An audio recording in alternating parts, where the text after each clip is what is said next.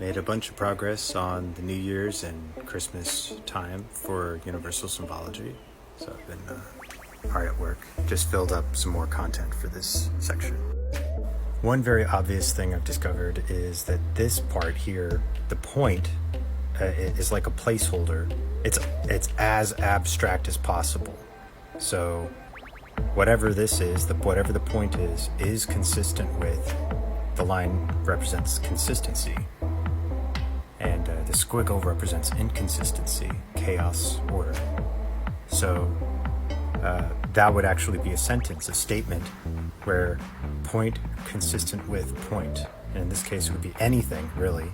And when you say anything, you could actually say an element, and the most fundamental element, and now that's called a quanta. And so quanta A is consistent with quanta B, which is like saying particle A is quantum entangled with particle B. So that means that we can easily use this as a universal symbology version of the quantum entanglement construct, or the concept. And so now I'm exploring what type of quantum entanglement states might be possible based on universal symbology. And so I'm supposed to look at all of these different types of possibilities.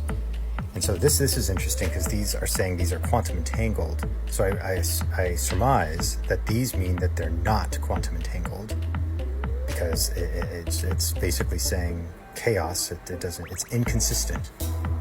Squiggle is inconsistent.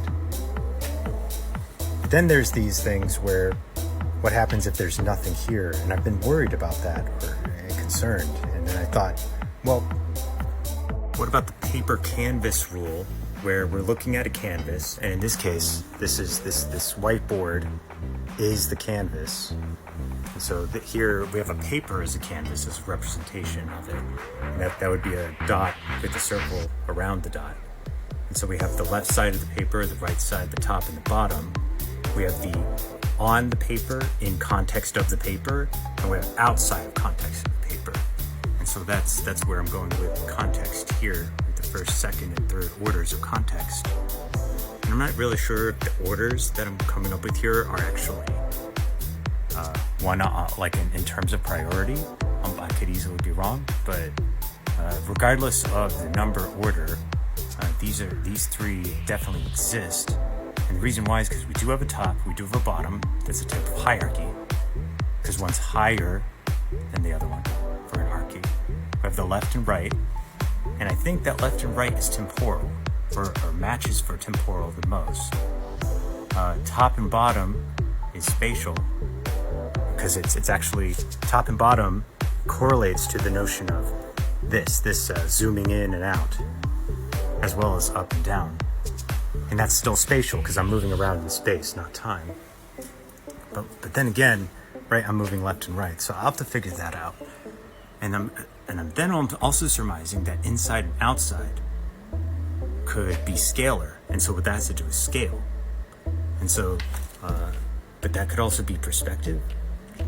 Just trying to work this concept out. We'll get there. But I'm also trying to figure out the differences between these two, where these are square waves, but the difference is what do these points represent? And then I realized that these 2 points these 2 points represent when the square wave has hit the top. And so it's the top, at the top point, start point and end point of a high square wave. Whereas this is a square wave, same concept, but now we're starting not from the top, but from the bottom. Regardless if this is like an instant, it still matters in context of what we're talking about, and when we're trying to specify what kind of square wave we're discussing. Jumping back down to here for the canvas concept, where now I think what's going on here is this particle is consistent with the canvas, because the only thing that here is nothing. But there's not nothing, there's canvas. We can see it, it's right here, I'm touching it, right? And so that's the background, or this point is consistent with the background. This void is consistent with the background, or this space, this field, right? Particles, fields. So that's what the circle represents. And so in this case would have quantum states where this particle is consistent with this field. And when we're talking about top and bottom, that's hierarchical. But it's also, when it's on the bottom, it's closer to us. Because when we hold the paper, let's say we're holding the paper here. When we're holding the paper here, now the bottom of the paper is facing us. So there's away from us, and then there's closer to us. And then when we put this paper up against the wall, that the bottom is what once was closer to us. And so we could probably simply say that, assume that we're just gonna move that. I don't really like the notion of assumption, but here's the thing, we're talking from the context of the paper and the context of the observer. And so context of perception matters in order to ascertain orientation. So this field is inconsistent with, I guess, the universe or the context of it, because this is from a multiverse perspective. Because imagine that paper is our universe, and anything that's outside of the paper is branching out into the multiverse. So there might be like multiple papers, and every paper is a different universe. And so that's a different context. And now it gets interesting, because now we can say, here's the canvas away from us. It's this point relative to us, as opposed to the canvas of us relative to this point. So now I'm wondering how that works on a quantum level in terms of any kind of multi-dimensional, inter-universal perspective there. So this might be beyond universal.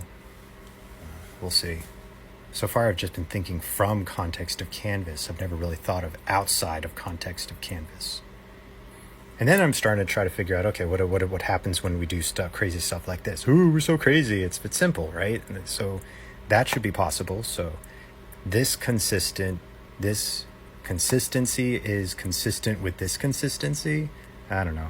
This one's really important for me to learn, because I want to know, what does it mean when 2 points are together and the squiggle and the void, the two fields next to each other? Not necessarily consistent with each other, but they're next to each other. Clearly, you can see it. They're not touching, but they're next to each other. So maybe that's all that means. And then we get into interesting spots here where these two particles next to each other are consistent with this particle. This particle is consistent with these two particles. This particle is consistent with this field and this particle. This particle and this field is consistent with this particle. And then it gets fun out there, because now we can get much more, we can increase to the complexity of 5 and above.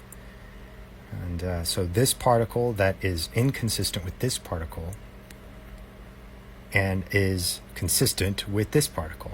Or actually, we probably want to go bottom up or top down. Because different languages, English is not the same as Spanish. So Spanish, the order of operations is reversed from verb to noun. And so I'm not sure which one's the correct one in terms of regular languages. But these all can be used as abstracts for performing quantum formulaic mathematics and each one of them can be used as a regular expression. But in this case, they're not regular expressions, because we're not talking about regular language. So in this case, it wouldn't be regular expressions like a regex. It would be universal expressions like a Unix. Well, not the operating system Unix. So I'm confident now that this is definitely the symbology for quantum entanglement that we can use. There's a scientist who figured it out. I can reference it in another video. So yeah, that's where I'm at now. Oh, and then someone on LinkedIn totally did a whole huge data drop. And so I still got to get through everything, but one of the big takeaways was this one is equal to a 0 and this one's equal to a 1 in mathematics on conceptuality. So, and since these are universal symbols that also attributes, that's pretty cool. I thought that was really useful. It's also interesting.